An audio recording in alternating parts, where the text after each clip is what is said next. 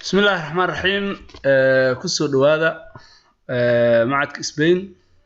waxaan oo sii socdaa insha Allah haddii la yiraahdo si fiican u sii qeexi doonaa maamulka waxaan u qaybinnay heerarkiisa ilaa 3 heer heerka koowaad waxaan dhahnay maamulka sare ayaan dhahnay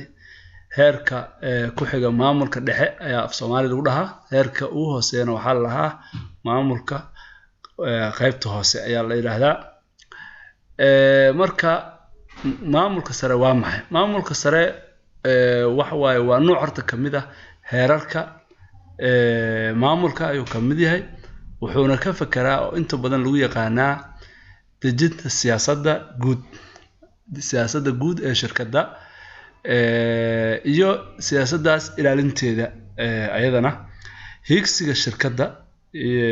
shirkadda ama organizationka ama wixii oo loogu talagalay higsiga shirkadda macnaha waxa waaye visionka shirkaddu intay u socotaa ilaa xagee gaaraysaa shirkaddu say ku gaaraysaa waxaas oo dhan ayuu bahalkii ahay ka fakeraa waxa yacni astaamihiisa inta ugu badan oo la isla yaqaano kamid ah inta badan inuu ka fakero arrimaha siyaasadda guud arrimaha operationalka ahna ama bahalkii ahay faragelina arrimaha operationalka ah tusaale ahaan yani qofkan waa maamule waa iskool ama maamulo jaamacad maamulahaas jaamacadda oo bahalkii maamulka dhexe ah operationka sida hawshaas loo fuli lahaa dejintooda kala qaybintooda shaqada isaga iskale laakiin maamulka sare wuxuu leeyahay inuu u soo dejiyo istiraatiijiyada guud inuu u soo dejiyo oo yiraahdo siyaasaddaasaan leenahay arrintaasaan ku shaqeyn doonaa waxaasaan la ka rabaa inaan gaarno sanadkan saasaan la ka rabaa qorshaha saas waaye macnaha midka maamulka sare marka asagu ma soo farageliyo arrimaha maalinlaha ama isbuuclaha ama yani bilaha ah